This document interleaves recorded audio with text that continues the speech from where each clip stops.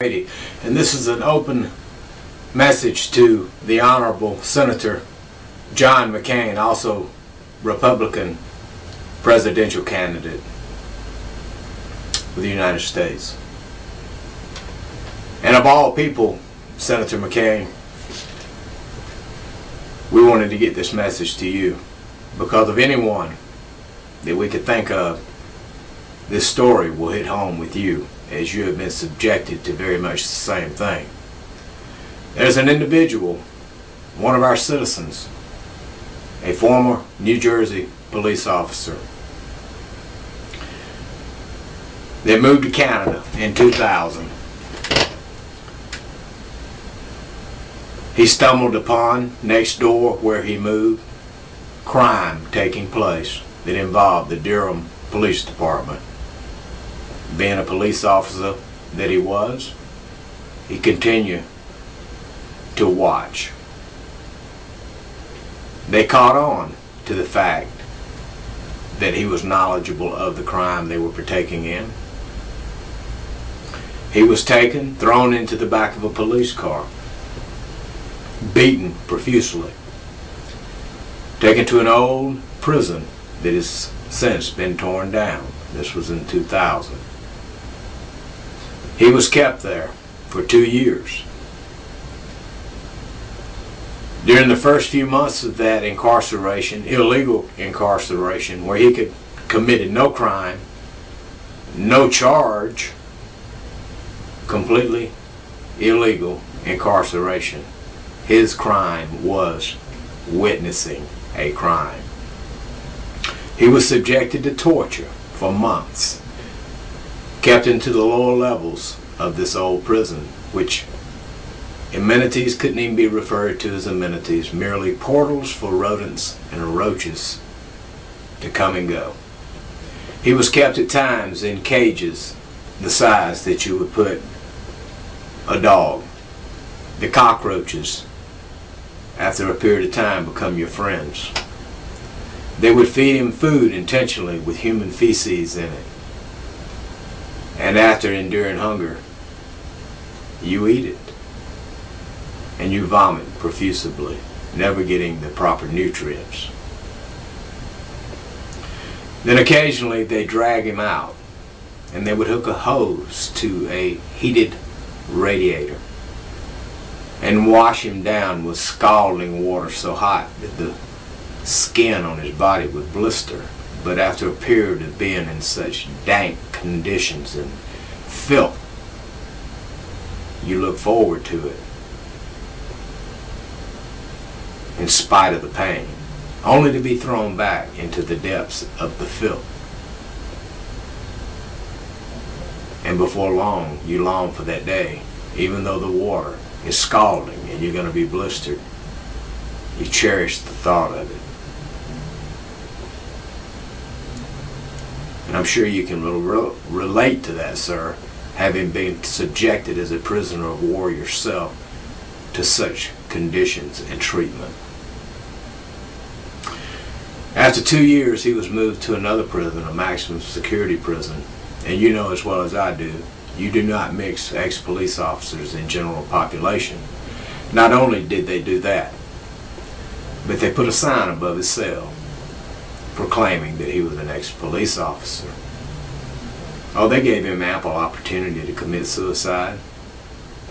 And he hung on to the thought, I'm an American and I'm not going to let them get the best of me. That shows patriotism and courage.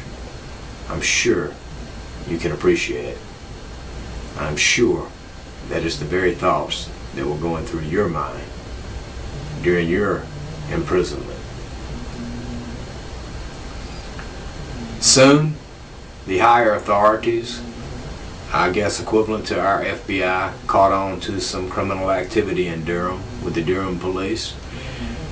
And the name of Scott Loper came up and they had to get rid of him. Because neither had he committed suicide, but by the grace of God, none of the prisoners killed him.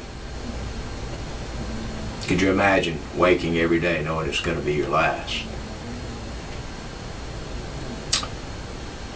Involved in all this if that's not bad enough, Scott Loper's 3-year-old son is missing as a result of it.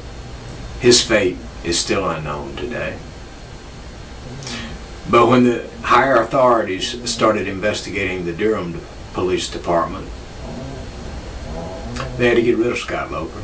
So they dumped him on the border, hands and feet shackled, and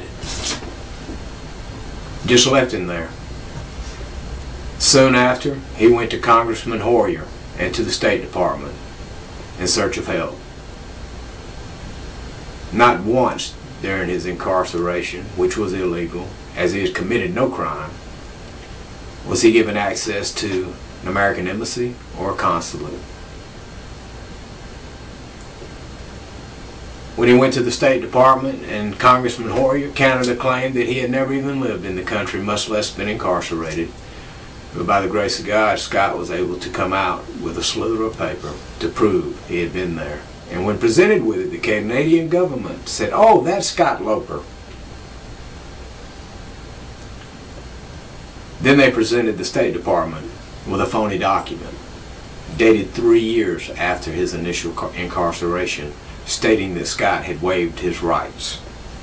It wasn't a forged document. It didn't even have a signature on it. But Congressman Hoyer and the State Department were more than happy to oblige the Canadian government and accept it. Therefore, Scott Loper is yet to receive justice. Article 36 of the Vienna Convention is blatantly violated.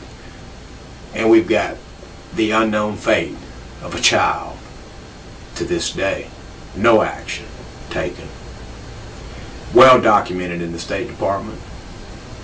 All the documents are on the site scottloperstory.com, or you can go to our site at usa180.org, or contact S. Scott Shields, Scott Loper's attorney.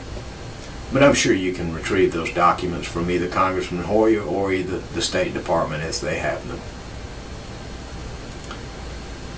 Sir, I have told Scott Loper on many occasions, if anybody did not know about this, it was you. Because you can relate to this, because you've been through it.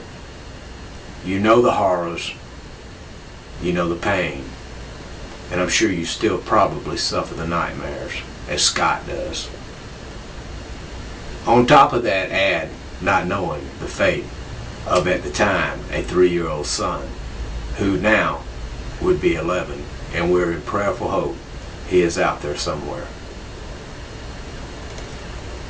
And I read many of your quotes from the past, and I'll just be very brief. You said that we need reform in Washington. It was broken. Would you not agree, sir, that this would be a good place to start? You had said our conscience influences other countries. Will our conscience influence this situation? You had said in 2007 that hiding torture is wrong and harms the U.S.'s credibility throughout the world. I concur. And I think you would too, sir. You said that Reagan knows that you stick by your principles, and I know Reagan was one of your role models. And I think you would agree, Ronald Reagan would have already rendered justice for Scott Loper. You have also stated in 1999 that public officials have failed to set an example for our society. I agree. Will you set the new standards, sir? Will you go forth and reclaim our name in the eyes of the world as the leaders and protectors of rights, liberties, and freedom? But we cannot do that until we get justice for Scott Loper. A horrendous and blatant violation of Article 36 of the Vienna Convention. A poor child missing. No action. You spoke in 1973 as you returned from the Vietnam War and being a prisoner of war. and you spoke. You were received as a hero, both by the people and the government. Scott Loper was a prisoner, not of war, and not of being a criminal. Neither has he received honor from the people. He hasn't even received the support of our government, sir. I've told Scott, and I'll say it again, that once Senator McCain hears of this, he will act.